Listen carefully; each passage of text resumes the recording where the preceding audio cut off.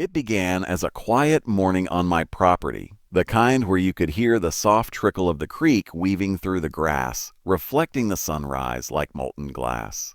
That creek had been in my family for generations, a narrow but steady stream that marked the border of our land. My grandfather built his farmhouse beside it. My father taught me to fish in it, and I had always thought of it as part of who we were. So when the HOA from the newly built neighborhood next door started sending letters about community improvements and shared water resources, I didn't think much of it. But that was my first mistake, assuming they were talking, not taking. The first sign that something was wrong came in the form of a notice posted on my fence. It claimed that the HOA had approved a temporary redirection and fortification project for the creek to prevent erosion affecting community property. I knew exactly what that meant. They were planning to interfere with the water flow, and worse, they didn't ask me. I tried calling the number on the notice. No one answered.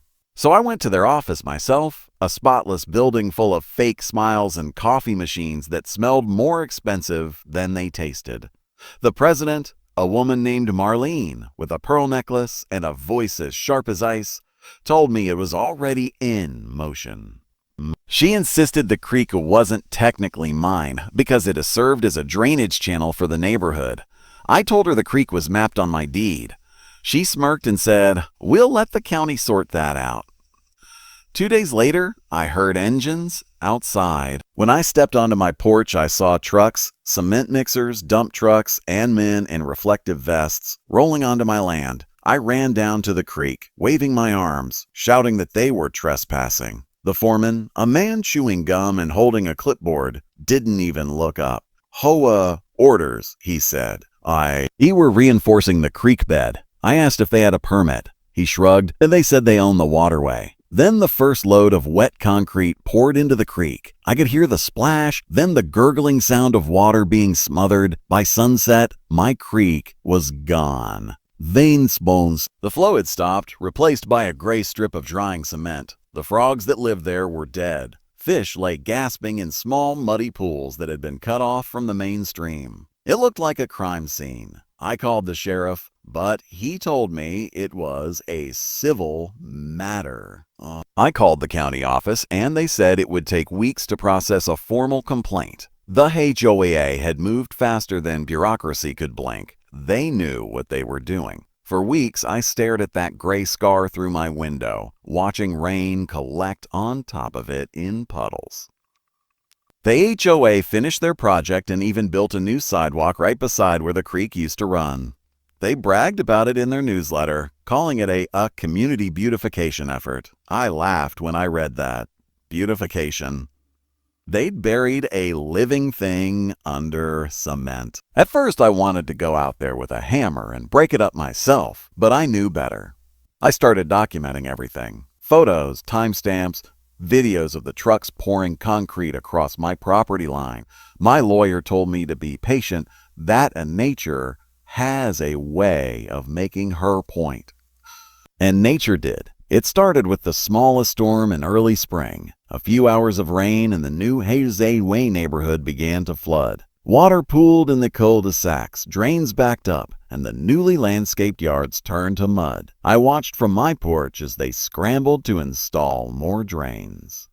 The creek used to carry that runoff away, but now the water had nowhere to go. Their million-dollar lawns became swamps overnight. Then came the second storm, a real one, 3 days of hard rain. I woke up to the sound of thunder and checked the edge of my property. The cement was cracking, water bubbling up through the seams.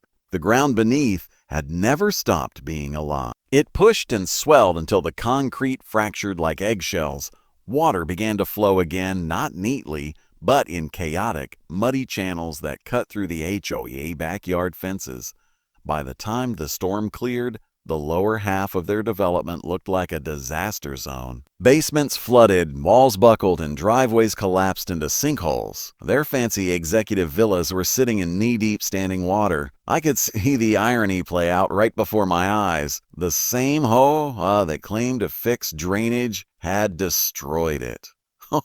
A week later, Marlene showed up at my door, her perfect hair frizzed from humidity and her shoes caked in mud. "We need to talk," she said, trying to keep her composure. "The flooding is damaging our properties. We need your help reopening the creek." I leaned against the doorframe, pretending to think about it. "You mean the creek you buried in cement?" She looked furious. "This isn't a joke. You could be held liable for not maintaining your property." I smiled. "You mean my property, the one you trespassed on?" None. She didn't have an answer for that. She stormed off, and 2 days later, I got another letter, this time from their lawyer. They were accusing me of obstructing natural water flow and causing property damage. My lawyer and I couldn't stop laughing. We filed a countersuit with the photos, videos, and original deed documentation. When we finally went to court, it was almost comical. The HOA lawyer tried to argue that the creek had been part of a shared easement. My attorney pulled out the original 1942 deed, stamped and notarized, showing the waterway was private land. The judge flipped through their so-called plans and frowned.